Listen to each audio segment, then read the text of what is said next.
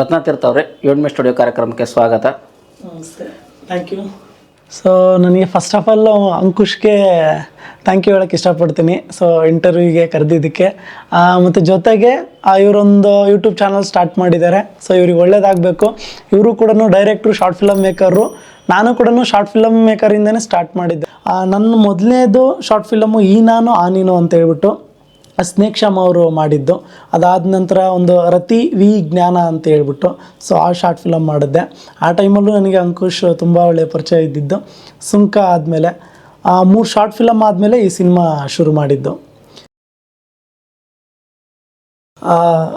ಜಗತ್ತಿನಲ್ಲಿ ದೇವರು ಕೊಟ್ಟ ಅತ್ಯುತ್ತಮ ಉಡುಗೊರೆನೇ ನಮ್ಮ ತಾಯಿ ಅಂತ ನಾನು ಹೇಳೋಕ್ಕೆ ಇಷ್ಟಪಡ್ತೀನಿ. ನಮ್ಮ ತಾಯಿ ನೋಡಿರ್ತೀರ ಒಂಚೂರು ಯೂಟ್ಯೂಬ್ ವೀಡಿಯೋಸು ಅದು ಇದು ನೋಡಿರ್ತೀರ ಅಂತಂದರೆ ಅವ್ರಿಗೆ ಯಾವುದನ್ನು ಹೇಳಿದ್ರೆ ಅರ್ಥ ಆಗಲ್ಲ. ಮತ್ತು ನಾನೇ ಹೋಗ್ಬಿಟ್ಟು ನಿಮ್ಮ ಮಗ ಅಂದರೂ ಕೂಡ ಅವರಿಗೆ ಗೊತ್ತಾಗಲ್ಲ. ಸೊ ಆ ಥರದ್ದು ಸ್ಟೇಜ್ ಇಟ್ಕೊಂಡು ಇವಾಗ ನನಗೆ ಒಂದೊಂದು ಥರ ಏನು ಅಂತಂದರೆ, ಬೇರೆಯವ್ರಿಗೆಲ್ಲ ನಿಮ್ಗೆ ಅಮ್ಮ ಅಂತ ಸೇವ್ ಮಾಡ್ಕೊಂಡಿರ್ತೀರ ನಿಮ್ಮ ಮೊಬೈಲಲ್ಲಿ. ನನ್ನ ಮೊಬೈಲಲ್ಲಿ ಇದನ್ನೇ ಇಲ್ಲ.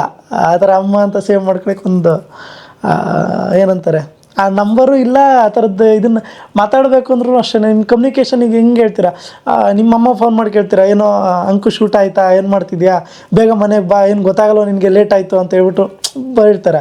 ಇವಾಗ ನಮಗೆ ಆ ಥರ ಹೇಳೋರೇ ಇಲ್ಲ. ಅವರು ಒಂಥರ ನಮಗೆ ಒಂಥರ ದೇವರಿದ್ದಂಗೆ.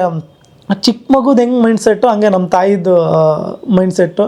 ಅವ್ರ ಹತ್ರ ಹೋಗ್ಬಿಟ್ಟು ನಾನೇ ನಿನ್ನ ಮಗ ಅಂದರೂ ಕೂಡ ನೀನು ಯಾರು ಅಂತಲೇ ಕೇಳ್ತಾರೆ. ಸೊ ಅವ್ರ ಜೊತೆ ಕೂತ್ಕೊಂಡು ನೀವು ಮಾತಾಡೋದೇ ಒಂದು ಅದ್ಭುತ. ಅವರು ನನ್ನ ಲೈಫಲ್ಲಿ ತುಂಬ ಬೇರೆ ಥರನೇ ಪ್ರಭಾವ ಬೀರ್ಬಿಟ್ಟಿದ್ದಾರೆ. ಚಳಿ, ಗಾಳಿ, ಮಳೆ ಏನು ಬಂದರೂ ಕೂಡ ಬಟ್ಟೆ ಇಲ್ಲದೆ ಅವರು ಕೂತ್ಕೊಂಡೇ ಇರ್ತಾರೆ. ಯಾವಾಗಲೂ ಮಲ್ಕೊತಾರೆ, ಯಾವಾಗಲೂ ಎದ್ದೇಳ್ತಾರೆ, ಯಾವಾಗಲೂ ಊಟ ಮಾಡ್ತಾರೆ. ಒಂದು 15-20 ವರ್ಷ, ಒಂದು 15 ವರ್ಷ ಆಯ್ತು ನನಗೆ ತಿಳಿದು ಮಟ್ಟ ಚಿಕ್ಕ ವಯಸ್ಸಿಂದ ಇವತ್ತಿನೂ ಇಂಜೆಕ್ಷನ್ ಮಾಡಿಸಿಲ್ಲ ಡಾಕ್ಟ್ರ್ ಹತ್ರ. ಅವ್ರಿಗೆ ಹುಷಾರಿಲ್ಲ ಅನ್ನೋದು ನಮ್ಗೆ ಗೊತ್ತಾಗಲ್ಲ. ಮತ್ತು ಅವ್ರು ಏನು ಅಂತಂದರೆ ರಿಯಾಕ್ಟ್ ಮಾಡಿರ್ತಾನೆ ನಿಮ್ಗೆ ಗೊತ್ತಾಗೋದು. ನನಗೆ ಅವ್ರದ್ದು ಹೆವಿ ಇನ್ಸ್ಪಿರೇಷನ್. ನಮಗೆ ಝೊಮ್ಯಾಟೊ ಒಂದಿನ ಮಾಡ್ತಿದ್ದೆ ಅಂದರೆ ರಾತ್ರಿ ಆಯಿತು ಅಂದ್ರೆ ನನಗೆ ಸುಸ್ತಾಗಿ ಹೋಗೋದು. ನಾನು ಒಂದು ಸಲ ನಮ್ಮ ತಾಯಿ ನೆನೆಸ್ಕೊತಾ ಇದ್ದೆ. ಅವ್ರು ನೆಕ್ಸ್ಟ್ ಲೆವೆಲ್. ಅವರೇ ಹಂಗಿರ್ಬೇಕಾದ್ರೆ ನಾನು ಇದಕ್ಕೆಲ್ಲ ಏನಕ್ಕೆ ಹೆದರ್ಬೇಕು? ಗಾಳಿಗೆ, ಮಳೆಗೆ, ಚಳಿಗೆ. ನಾನು ಅವ್ರನ್ನ ನೋಡಿ ಅವ್ರು ಮಳೆಯಲ್ಲೇ ನಡೀತಾ ಇರ್ತಾರೆ. ಊರಲ್ಲಿ, ನಮ್ಮೂರಲ್ಲಿ ನೋಡಿದ್ರೆ ಆಯ್ತು, ಅವ್ರ ಪಾಡಿಗೆ ಅವ್ರು ಓಡಾಡ್ಕೊಂಡಿರ್ತಾರೆ. ಬಿಸಿಲಲ್ಲಿ ಹೋಗ್ತಾ ಇರ್ತಾರೆ, ನಮ್ಮ ಮಳೆಯಲ್ಲಿ ಹೋಗ್ತಾ ಇರ್ತಾರೆ, ಸುಮ್ಮನೆ ಕೂತ್ಕೊಳ್ತಾರೆ. ಅವ್ರದ್ದೇ ಅವ್ರ ಪಾಡಿಗೆ ಅವ್ರು ಮಾತಾಡ್ತಾ ಇರ್ತಾರೆ. ಅವ್ರದ್ದೇ ಒಂದು ಬೇರೆ ಥರದ್ದೇ ಝೋನು. ಈಗಿನ ನಮಗೇನಂತ ನಮ್ಗೆ ಹೆಂಗಾಗಿದೆ ಅಂತಂದರೆ, ಇವಾಗ ಸರಿ ನಮ್ಮ ಹತ್ರ ಇವಾಗ ದುಡ್ಡಿಲ್ಲ, ಟೆನ್ಷನ್ ಆಗುತ್ತೆ. ನೆಕ್ಸ್ಟ್ ಈ ಮಂತದ್ದು EMI ಕಟ್ಟಬೇಕು, ಈಗ ಲ್ಯಾಪ್ಟಾಪ್ ತೊಗೊಂಡಿದ್ದೆ ಅದಕ್ಕೇನೋ ಕಟ್ಟಬೇಕು, ಅವ್ರಿಗೇನೋ ದುಡ್ಡು ಕೊಡಬೇಕಾಯ್ತು, ಇವ್ರಿಗೇನೋ ದುಡ್ಡು ಕೊಡಬೇಕಾಯ್ತು, ನಮ್ಮ ಸಿನಿಮಾ ಲೈಫ್ ಹಿಂಗಾಗಿದೆ, ನಾನೇನು ನೆಕ್ಸ್ಟ್ ಏನು ಮಾಡಿ, ಇಷ್ಟೆಲ್ಲ ತಲೆಯಲ್ಲಿ ಓಡ್ತಾ ಇರುತ್ತೆ. ಒಬ್ಬ ನಾರ್ಮಲ್ ಮನುಷ್ಯನಿಗೆ ಪ್ರತಿಯೊಂದು ಈ ತಿಂಗಳಾದರೆ ಇದು ಈ ಥರದ ಕಮಿಟ್ಮೆಂಟ್ಸ್ ಓಡ್ತಾ ಇರುತ್ತೆ. ನಮ್ಮ ತಾಯಿದ್ದು ಏನು ಕಮಿಟ್ಮೆಂಟ್ ಅಂದರೆ, ಬೆಳಿಗ್ಗೆ 8 ಗಂಟೆ ಆದ ಕೂಡಲೇ ಟಿಫನ್ ಕೊಡಿ, ಮಧ್ಯಾಹ್ನ ಊಟ ಆದ ಕೂಡಲೇ ಊಟ ಕೊಡಿ, ಸಂಜೆ ಆದ ಕೂಡಲೇ ಊಟ ಕೊಡಿ, ಇಷ್ಟೇ ಓಡೋದು. ಇದನ್ನು ಬಿಟ್ಟರೆ ಬೇರೆ ಏನೂ ಅವ್ರ ತಲೆಯಲ್ಲಿ ಓಡ್ತಾ ಇರಲ್ಲ. ಅಂದರೆ ಆ ಥರ ಬದುಕೋದೇ ಅದೊಂದು ಸೂಪರ್ ಬದುಕು ಅಂತ ಅನ್ಕೊತೀನಿ ನನಗೆ. ಆ ಥರ ನಾವು ಯಾರೂ ಬದುಕೋಕ್ಕೆ ಆಗಲ್ಲ. ಅವ್ರ ದೇವ್ರದ್ದು ಇನ್ನೊಂದು ರೂಪನೇ ಅವ್ರು ನಮ್ಮ ತಾಯಿ. ಸೊ ನನ್ನ ಇದುವರೆಗೂ ನನಗೆ ತಾಯಿ ಬಗ್ಗೆ ಬರೆಯೋಕ್ಕೆ ಆಗಲಿ, ಸೀನೇ ಆಗಲಿ ನಾನು ಮಾಡೋಕ್ಕೆ ಬರಲ್ಲ. ಆ್ಯಕ್ಚುಲಿ ಏನು ಅಂತಂದರೆ, ಆ ಬಾಂಡಿಂಗ್ ಇತ್ತು ಅಂದರೆ ನೀವೇನಾದರೂ ಕ್ರಿಯೇಟ್ ಮಾಡ್ಬೋದು, ನೀವೇನಾದರೂ ಬರಿಬೋದು. ನನ್ನ ಕಲ್ಪನೆಯಲ್ಲಿ ನಮ್ಮ ತಾಯಿನೇ ಬೇರೆ ಥರ ಇದ್ದಾರೆ. ಸೊ ಹಂಗಾಗಿ ಅವ್ರು ಬೇರೆಯೇ ಸರ್.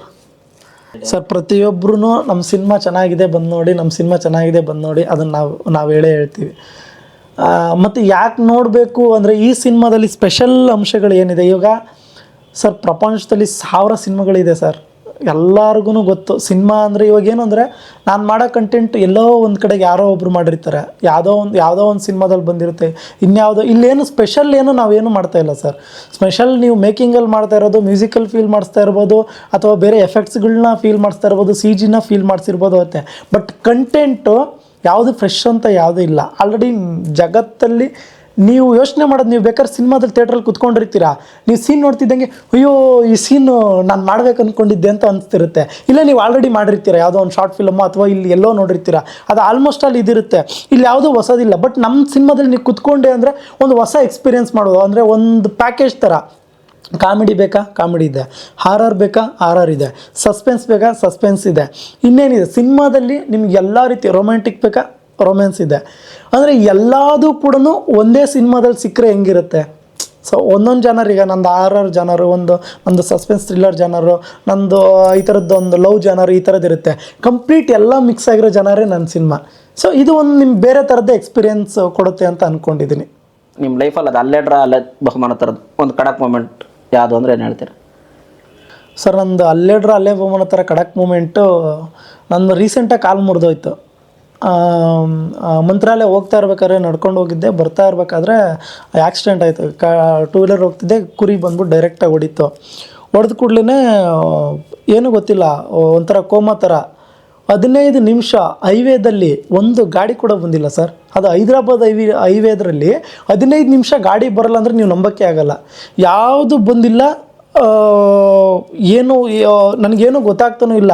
ನನಗೇನು ಅಂತಂದ್ರೆ ಅಲ್ಲೆಲ್ಲ ತೆಲುಗು ಮಾತಾಡ್ತಾ ಇದ್ದಾರೆ ಬಾಗೇಪಲ್ಲಿ ಹತ್ರ, ಇಲ್ಲ ಚಚ್ಚಿಪೇರು ಈ ಥರದ್ದೆಲ್ಲ ಮಾತಾಡ್ತಿದ್ದಾರೆ. ನನಗೇನು ಅನ್ನಿಸ್ತಾ ಇದೆ, ಅಯ್ಯೋ ನಾನು ಸತ್ತೋಗ್ಬಿಟ್ಟಿದ್ದೀನಿ. ಅದಕ್ಕೆ ಏನು ಅಂದರೆ ಎಲ್ಲೋ ಒಂದು ಓದಿದ ನೆನಪು, ಸತ್ತೋದ್ಮೇಲೂ ಕೂಡ ಒಂದು 5 ನಿಮಿಷ ಬೇರೆಯವ್ರು ಮಾತಾಡೋದು ಕೇಳುತ್ತಂತೆ. ನಾನು ಆ ಫೀಲ್ ಅಂದ್ಕೊಂಬಿಟ್ಟಿದ್ದೀನಿ, ಅಯ್ಯೋ ಬೇರೆಯವರೆಲ್ಲ ಮಾತಾಡ್ತಿದ್ರು ನನಗೆ ಕೇಳಿಸ್ತಾ ಇದೆ, ನಾನು ಸತ್ತೋಗ್ಬಿಟ್ಟಿದ್ದೀನಿ ಅಂತೇಳಿ. ಆಮೇಲೆ ಹಿಂದೆ ಯಾವುದೋ ಒಂದು ಗಾಡಿ ಟಾಟಾ AC ಬಂದು ಅದಕ್ಕೊಬ್ಬ ಕ್ರೂಸರ್ ಗಾಡಿ ಹೊಡೆದು ಅವ್ರು ಆಕ್ಸಿಡೆಂಟ್ ಮಾಡಿಕೊಂಡು ನನ್ನ ಮೇಲೆ ಹತ್ತಿಸ್ಬಿಡ್ತೀವಿ ಅಂದ್ಬಿಟ್ಟು ಅವ್ರು ಡಿವೈಡರ್ ಹೊಡ್ಕೊಂಡಿದ್ದು. ಅವ್ರು ಬಂದುಬಿಟ್ಟು ನನ್ನನ್ನು ಎತ್ತಿ ಸೈಡಿಗೆ ಹಾಕ್ಬಿಟ್ಟು ನೀರು ಹಾಕಿ ಹಂಗೆ ಹಿಂಗೆ ಎಬ್ಸೋಕ್ಕೆ ಟ್ರೈ ಮಾಡಿದ್ರು. ಮಳೆ ಸ್ಟಾರ್ಟ್ ಆಯ್ತು ಆ ಟೈಮಲ್ಲಿ. ಮಳೆ ಸ್ಟಾರ್ಟ್ ಕೂಡಲೇ ಎಬ್ಸಿದ್ರು. ಸೊ ನನಗೆ ಗೊತ್ತಾಯಿತು, ಇಲ್ಲ ನಾನು ಬದುಕಿದ್ದೀನಿ ಅನ್ನೋದು ಒಂದು ಫೀಲ್ ಆಯಿತು. ಒಂಥರ ಒಂದು ಬೇರೆ ಥರನೇ ಖುಷಿ ಆಗೋಯ್ತು. ಆಮೇಲೆ ಎಲ್ಲರೂ ನೋಡ್ತಾಯಿದ್ರು, ನನ್ನ ಕಾಲು ನೋಡ್ತಾ ಇದ್ದಾರೆ, ಇಲ್ಲ ಇದು ಕಾಲು ಮುರಿದೋಗ್ಬಿಟ್ಟಿದೆ ಆಯಿತು ಅಂತೇಳಿ. ನನಗೆ 400 ಕಿಲೋಮೀಟ್ರ್ ನಡ್ಕೊಂಡು ಹೋಗಿದ್ದೀನಿ. ಬರ್ತಾ ಇರ್ಬೇಕಾದ್ರೆ ಹಿಂಗಾಗೋಯ್ತಲ್ಲ, ಏನು ನಾನೇನು ಫಸ್ಟಿಗೆ ಅಂದ್ಬಿಡ್ತಾರೆ ಇವಾಗ ಜನ ಏನು ಪಾಯಿಂಟ್, ಏನಾದರೂ ತಪ್ಪು ಮಾಡಿರ್ತೀವಿ ಅದಕ್ಕೆ ಹಿಂಗಾಗ್ಬಿಡುತ್ತೆ ಅಂತ. ಇಲ್ಲ, ಏನೋ ದೊಡ್ಡದಾಗ ಆಗಬೇಕಾಗಿರೋದು ಏನೋ ಚಿಕ್ಕದಾಗ ಆಗೋಗ್ಬಿಟ್ಟಿದೆ ಅಂತ ನಾನು ಅಂದ್ಕೊಂಡಿದ್ದು. ಸರಿ ಕಾಲು ಮುರಿದಿದೆ, ಏನು ಮಾಡೋದು? ಸರಿ ನಾನೇ ಆಂಬುಲೆನ್ಸಿಗೆ ಫೋನ್ ಮಾಡಿ ಸರ್ ಹಿಂಗೆ ಅಂತ ಹೇಳ್ಬಿಟ್ಟು ಹೇಳಿದೆ. ಅದರಷ್ಟೊತ್ತಿಗೆ ನನಗೆ ನನ್ನ ಫ್ರೆಂಡ್ ಅಶೋಕ್ ಅಂತ ಇದ್ದಾರೆ ಬಾಗೇಪಲ್ಲಿ ಅವರು, ಅವ್ರೂ ಕೇಳ್ಕೊಂಡೆ, ಯಾರಾದರೂ ಇದ್ದರೆ ಕಳಿಸ್ಕೊಡ್ತೀರಾ, ಹಿಂಗೆ ಕಾಲು ಮುರಿದೋಗಿದೆ, ಏನು ಮಾಡೋದು ನನಗೆ ಗೊತ್ತಾಗ್ತಾ ಇಲ್ಲ ಅಂತ. ಅವ್ರ ಬ್ರದರ್ದು ಆಟೋ ಎಲ್ಲ ಕಳಿಸ್ಕೊಟ್ರು. ಅದಾದಮೇಲೆ ಅಲ್ಲಿಂದ ಹೋಗಿ ಅಲ್ಲಿ ಅಡ್ಮಿಟಾಗಿ ಗೌರ್ಮೆಂಟ್ ಹಾಸ್ಪಿಟ್ಲಲ್ಲಿ, ಅಲ್ಲಿ ನಮ್ಮ ಫ್ರೆಂಡ್ಸಿಗೆಲ್ಲ ಫೋನ್ ಮಾಡಿ ಇಲ್ಲಿಂದ ಬರೋ ಅಷ್ಟೋ ತನಕ ರಾತ್ರಿ 12:30 1 ಗಂಟೆ ಅಲ್ಲಿ ಪಕ್ಕದ ಬೆಡ್ಡವನೊಬ್ಬ ಪರಿಚಯ ಆದ. ಅವರು ಕಂಪ್ಲೀಟಾಗಿ ಕಿಡ್ನಿ ಫೇಲ್ಯೂರು ಈ ಥರದ್ದೇನೋ ಆಗಿತ್ತು. ಅವರಮ್ಮ ಹೇಳ್ತಾಯಿದ್ರು, ಕುಡಿದು ಹಿಂಗೆ ಆಗ್ಬಿಟ್ಟಿದ್ದಾರೆ, ಹಿಂಗೆ ಆ ಥರದ್ದೆಲ್ಲ ಮಾತಾಡ್ತಾಯಿದ್ರು. ಸೊ ನಾನೇನು ಹೇಳ್ತೀನಿ, ನಮ್ಮದೇ ಕಾಲು ಮುರಿದು ಹೋಗಿದೆ. ಬ್ರೋ ನೀವು ಹಿಂಗೆಲ್ಲ ಕುಡಿಬಾರ್ದು, ಪಾಪ ನೋಡಿ ನಿಮ್ಮ ತಾಯಿ ಅದು ಇವರಿಂದೆಲ್ಲ ಚೀಲ ಆ ಥರದ್ದು ನೋಡೋಕ್ಕೇ ನಮಗೆ ಎಷ್ಟು ಕಷ್ಟ ಆಗುತ್ತೆ. ನಮಗೆಲ್ಲ ತಾಯಿ ಇಲ್ಲ ಬ್ರೋ, ನಿಮಗೆ ತಾಯಿ ಇದ್ದಾರೆ, ನೀವು ಬೇರೆ ಥರನೇ ನೀವು ನೋಡ್ಕೋಬೇಕು, ನೀವು ಬೇರೆ ಥರನೇ ಆಗಿ ಬ್ರೋ, ಈ ಥರದ್ದೆಲ್ಲ ಹೇಳ್ತಾಯಿದ್ದೀನಿ. ಹೇಳಿ ಅವರು ಹಿಂಗೆ ಒಂದು ರೌಂಡ್ ಹಿಂಗೆ ಕರ್ಕೊಂಡು ಹೋಗಿ ಬಂದು ಕೂರಿಸಿದ್ದಾದ ಕೂಡಲೇ ಇದ್ದಕ್ಕಿದ್ದಂಗೆ ಅವ್ರ ತಾಯಿ ಹೇಳೋಕ್ಕೆ ಸ್ಟಾರ್ಟ್ ಮಾಡಿದ್ರು, ತೀರ್ಕೊಂಡೇ ಹೋಗ್ಬಿಟ್ರು. ನನಗೆ ಅಷ್ಟೋ ತನಕ ಮಾತಾಡಿದ್ದೀನಿ ಲೈಫ್ ಬಗ್ಗೆ, ಹಿಂಗಾಗಬೇಕು ಅಂತೇಳಿ, ಸಡನ್ನಾಗಿ ಹೋಗ್ಬಿಟ್ರು. ಏನು ಗುರು ಈ ಥರ ಆಗೋಯ್ತಲ್ಲ, ಏನು ಕತೆ, ನನಗೇನು ಗೊತ್ತೇ ಆಗಲಿಲ್ಲ. ಇಷ್ಟೇನ ಜೀವನ, ಹಿಂಗಾಗೋಯ್ತಲ್ಲ ಅಂತೇಳಿ. ಅಷ್ಟೊತ್ತಿಗೆ ನನ್ನ ಫ್ರೆಂಡ್ಸ್ ಬಂದರು, ಅಲ್ಲಿಂದ ಬಂದೆ. ಇಷ್ಟು ಒಂಥರ ಪವಾಡ ಥರ ಆಗೋಯ್ತು ನನ್ನ ಜೀವನದಲ್ಲಿ. ಅಲ್ಲೇ ಬಹುಮಾನ ಅನ್ನೋದು ಏನು ಅಂತಂದರೆ, ನನ್ನನ್ನು ರಾಯರು ಉಳಿಸಿದ್ದು. ಅಷ್ಟು ಆಗಿ 15 ನಿಮಿಷ ಯಾವುದು ಗಾಡಿ ಬರದೆ, ಯಾವುದು ನನ್ನ ಮೇಲೆ ಹತ್ಕೊಂಡು ಹೋಗದೆ ನಾನು ಬದುಕಿದ್ದೀನಿ ಅಂದರೆ ಅದು ರಾಯರ ಪವಾಡ. ಅದು ಬೇರೆ ಥರನೇ. ನನ್ನ ಮೊಬೈಲಲ್ಲಿ ಬೇಕಾದ್ರೆ ಒಂದಷ್ಟು ಫೋಟೋ ಇದೆ, ಅದು ನೀವು ದೇವ್ರು ನಂಬೋದಾದರೆ ಅದೊಂದು ಫೋಟೋ ತೋರಿಸ್ತೀನಿ ನಿಮಗೆ. ರಾಯರು ನನ್ನ ಜೀವನದಲ್ಲಿ ಮಾಡೋದು. ಇವತ್ತು ನಾನು ನಡೀತಾ ಇದ್ದೀನಿ. ಸರ್ಜರಿ ಹೇಳಿದ್ರು ಆ್ಯಕ್ಚುಲಿ ಡಾಕ್ಟ್ರು, ಸರ್ಜರಿ ಮಾಡಿಸಿ ಅದು ರಾಡ್ಗಳೆಲ್ಲ ಹಾಕ್ಬೇಕು ಅಂತೇಳಿ. 1 ತಿಂಗಳು ನಮ್ಮ ಅಪ್ಪ ಅಮ್ಮಂಗೆ ಯಾರಿಗೂ ಹೇಳಿದೆ, ನಮ್ಮ ರಿಲೇಟಿವ್ಸ್ಗೆ ಯಾರಿಗೂ ಹೇಳಿದೆ, ನನಗೂ ನಮ್ಮ ಮಂಜ ಅಂತ ನಮ್ಮ ಇಬ್ಬರು ಪೊಲೀಸ್ ಫ್ರೆಂಡ್ಸ್ ಇದ್ದಾರೆ, ಅವರಿಬ್ಬರು ಮೂವರೇ ಇರೋದು. 1 ತಿಂಗಳು ಇದೇ ರೂಮಲ್ಲಿದ್ದೆ. ಎಲ್ಲ ಈ ಕಿಟಕಿಗಳಿಗೆಲ್ಲ ಪಂಜೆಗಳು ಕಟ್ಬಿಟ್ಟಿದ್ದೆ. ಪಂಜೆ ಹಿಡ್ಕೊಂಡು ಎದ್ದೇಳೋದು, ಪಂಜೆ ಹಿಡ್ಕೊಂಡು ಕೂತ್ಕೊಳ್ಳೋದು. ಸೊ ನನ್ನ ಕೆಟ್ಟ ಟೈಮ್ ನಮ್ಮ ಅಪ್ಪ ಪಾಪ ಅವರು ಏನೋ ನಮ್ಮ ಮಗ ಏನೋ ಮಾಡ್ತಾನೆ, ಅವ್ರದ್ದೇ ಒಂದು ಕಷ್ಟ ಇರುತ್ತೆ. ನಾನು ಹೋಗ್ಬಿಟ್ಟು ಮತ್ತೆ ಅವ್ರ ಕಣ್ಮುಂದೆ ನನ್ನನ್ನು ಬೇರೆ ಥರ ನೋಡಿರ್ತಾರೆ. ನಾನು ಆ ಥರ ಹೋಗಿ ನಿಂತ್ಕೊಂಡೆ ಅಂತಂದರೆ ಅವ್ರು ಎಷ್ಟೋ ಒಂದು ಕನಸುಗಳು ಇಟ್ಟಿರ್ತಾರೆ. ಆ ಕನಸುಗಳನ್ನ ನನ್ನ ಕೆಡ್ದಂಗೆ ಆಗ್ಬಿಡುತ್ತೆ ಅಂತೇಳಿ ನಾನು ರಿಕವರ್ ಆಗೋ ತನಕ ಹೇಳಿರಲಿಲ್ಲ. ಹಾಸ್ಪಿಟ್ಲಿಗೆ ಹೋದ್ವಿ, ಅವ್ರು ಡಾಕ್ಟ್ರ್ ಹೇಳಿದ್ದು ಒಂದೇ, ಇಲ್ಲ ನಾನು ಇದನ್ನು ಪ್ಲೇಟ್ ಹಾಕಬೇಕು, ಅದು ಹಾಕಬೇಕು ಸರ್, ನನಗೆ 1 ತಿಂಗಳು ಟೈಮ್ ಕೊಡಿ ಸರ್ ಅಂತ ಹೇಳ್ಬಿಟ್ಟು ಬಂದು 1 ತಿಂಗಳು ಎಲ್ಲಿ ಹೋಗಿಲ್ಲ, ವರ್ಕೌಟ್ ಮಾಡ್ತಾಯಿದ್ದೆ ನಾನು. ನನ್ನ ಮೆಂಟಲಿ ನಾವು ಎಷ್ಟು ಸ್ಟ್ರಾಂಗ್ ಆಗ್ತೀವಿ ಅಷ್ಟು ನಾವು ಆಚೆ ಬರ್ಬೋದು. ನಮ್ಮನ್ನು ಏನು ಅಂತಂದರೆ ವೀಕ್ ಮಾಡಿಬಿಟ್ರೆ ನಮ್ಮನ್ನು ಎಲ್ಲರೂ ಅಯ್ಯೋ ಹಿಂಗಾಗೋಯ್ತಲ್ಲ, ಅಯ್ಯೋ ನಾನು ನಡೆಯೋಕ್ಕಾಗಲ್ಲ, ಅಯ್ಯೋ ನಾನು ಓಡೋಕ್ಕಾಗಲ್ಲ, ಹಿಂಗಾಗೋಯ್ತು ಅಂದರೆ ನಮ್ಮ ಮೈಂಡೇ ನಮಗೆ ಬೇರೆ ಥರನೇ ಬ್ಲಾಕ್ ಆಗೋಗುತ್ತೆ. ಬಟ್ ನಮ್ಮನ್ನು ನಾವು ಸ್ಫೂರ್ತಿಯಾಗಿ ತೊಗೋಬೇಕು. ಇಲ್ಲ ಬೇರೆ ಥರನೇ ನಾನೇನೋ ಮಾಡ್ತೀನಿ, ನಾನೇನೋ ಈ ಥರ ಮಲ್ಕೊಂಡಿದ್ರೆ ನಮ್ಮನ್ನು ಯಾರು ನೋಡ್ತಾರೆ?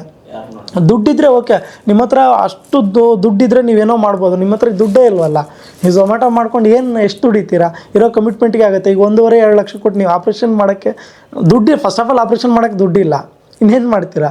ಒಂದು ತಿಂಗಳು ಹಂಗೆ ಇದ್ದೆ, ನಾನು ರಿಕವರ್ ಆಗಿದ್ದು. ಇವತ್ತು ನಾನು ನಡೀತಾ ಇದ್ದೀನಿ, ರಾಯರ ಪೌಡನ್ನೇ ಇದೆ, ಇನ್ನೇನಿಲ್ಲ. ಏನೋ ನೀನೇನೋ ಮಾಡೋದು ಇನ್ನೂ ಬ್ಯಾಲೆನ್ಸ್ ಇದೆ, ಏನೋ ಒಂದು ಮಾಡೋ ಅನ್ನೋದಕ್ಕೆ ನನ್ನ ರಾಯರು ಬದುಕಿಸಿದ್ದಾರೆ. ನಾನು ಆ ಕೆಲಸದಲ್ಲಿದ್ದೀನಿ, ಕಷ್ಟಪಟ್ಟು ಕೆಲಸ ಮಾಡ್ತಿದ್ದೀನಿ. ಇವತ್ತಲ್ಲ ನಾಳೆ ಒಂದು ಅದ್ಭುತವಾದ ಸಕ್ಸಸ್ ಸಿಗುತ್ತೆ, ಅದು ನಂಬ್ಕೊಂಡಿದ್ದೀನಿ. ಇಷ್ಟು ಮಾತಾಡೋದಕ್ಕೆ ಅವಕಾಶ ಮಾಡಿಕೊಟ್ಟ ಅಂಕುಶ್ಗೆ ತುಂಬ ಧನ್ಯವಾದಗಳು. ಯಾಕಂದರೆ ಹೊಸಬ್ರನ್ನ ಕರೆದು ಇಂಟರ್ವ್ಯೂ ಮಾಡೋದೇ ಅದು ದೊಡ್ಡ ಮಟ್ಟದ ಮನಸ್ಸಿರಬೇಕು ಅಂತ ಹೇಳ್ತೀನಿ. ಯಾಕಂದರೆ ಎಲ್ಲ ಹೊಸಬ್ರನ್ನ ತೊಗೊಂಡು ಇಂಟರ್ವ್ಯೂ ಯಾಕೆ ಮಾಡಬೇಕು? ಫಸ್ಟ್ ಆಫ್ ಆಲ್ ಇವ್ರು ಅಂಕುಶ್ ಏನೋ ಪಾಪ ಅವ್ರು ಕೆಲಸ ಮಾಡಿಕೊಂಡು ಅವರು ಡ್ಯೂಟಿ ಮುಗಿಸ್ಕೊಂಡು ಅಲ್ಲಿಂದ ಅಣ್ಣ ಇಲ್ಲಿದ್ದೀರಾ ಬರ್ತೀನಿ ಅಂತ ಹೇಳ್ಬಿಟ್ಟು ಅಲ್ಲಿಂದ ಬಂದು ನಮ್ಗೆ ಇಷ್ಟೊಂದೆಲ್ಲ ಮಾಡ್ತಿದ್ದಾರೆ ಅಂದರೆ ನಾವು ಇವ್ರಿಗೆ ಚಿರಋಣಿ ಆಗಿರ್ಬೇಕು. ಆ್ಯಕ್ಚುಲಿ ಅಂಕುಶ್ ಚಿರಋಣಿ. ಯಾಕಂದ್ರೆ ನೀನು ಕೂಡ ಫಿಲಮ್ ಮೇಕರು, ಡೈರೆಕ್ಟ್ರು, ಮುಂಚೆಯಿಂದನೂ ಈಗ ನಮ್ಮದೊಂದು ಬಾಂಡಿಂಗ್ 10-12 ವರ್ಷ ಬಾಂಡಿಂಗ್ ನಿಮ್ಮದು. ಸೊ ನಮ್ಮದು ಅಲ್ಲೇ ಬಹುಮಾನಕ್ಕೆ ನಿಮ್ಮದೊಂದು ಸಪೋರ್ಟ್ ಕೊಟ್ಟಿದ್ದೀರಾ.